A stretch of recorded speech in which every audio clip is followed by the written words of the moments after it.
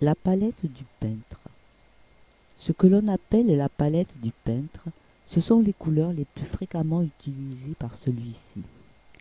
Ainsi, même sans s'en rendre compte, un peintre qui cherche à produire un jaune va systématiquement reproduire le même jaune.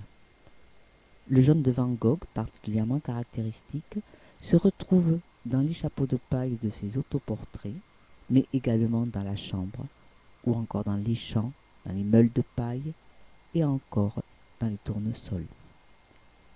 La palette ici représentée est celle des couleurs qu'a utilisées Cézanne lorsqu'il a peint les grandes baigneuses.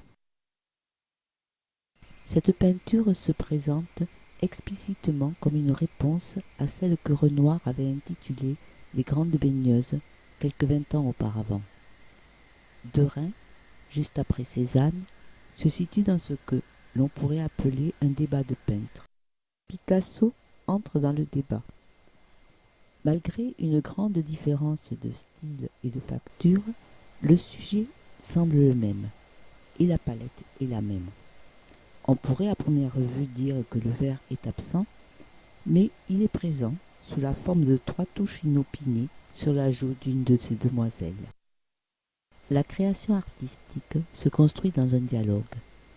Les références ne sont pas toujours explicites ni explicitées, d'autant que ce dialogue produit des œuvres qui ne se ressemblent pas. Ces œuvres n'ont pas été produites pour dire la même chose, et elles touchent chacun de nous en fonction de ce que nous sommes. Je vous présente maintenant ma propre palette. À partir de l'écriture par ma sœur Nadine du recueil de poèmes Terre d'accueil, j'ai commencé à produire des tableaux. Jusque-là, j'avais fabriqué des images ou des illustrations. Les 3 premiers tableaux relèvent du collage. J'ai été frappé il y a bien longtemps par la peinture collage d'Arsène Boldo. Chaque élément qui compose le tout est signifiant par lui-même. Par exemple, le printemps est représenté par le buste d'un homme composé par 1000 fleurs et légumes du printemps justement. Ainsi, j'ai débuté le premier tableau en juxtaposant des éléments parfaitement signifiants pour moi. De vieilles dentelles, le fil bleu d'un vêtement de ma mère, des pelures d'oignons, des écorces d'arbres. Le processus d'abstraction de ces éléments premiers m'a amené à la couleur. J'ai cheminé au cours de la réalisation de ces 7 tableaux, du collage vers la peinture. Le dernier tableau est œuvre de peintre.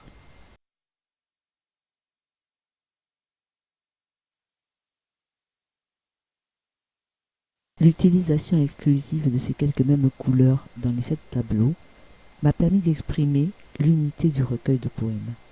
La diversité de la figuration permet, elle, de présenter la diversité des sections.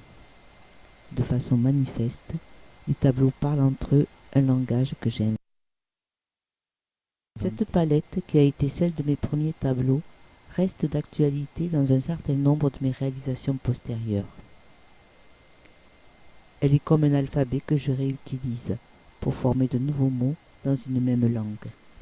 C'est une langue qui s'est forgée dans une étroite collaboration entre les images poétiques de ma sœur Nadine et le langage pictural qui résulte de ma lecture de ses poèmes.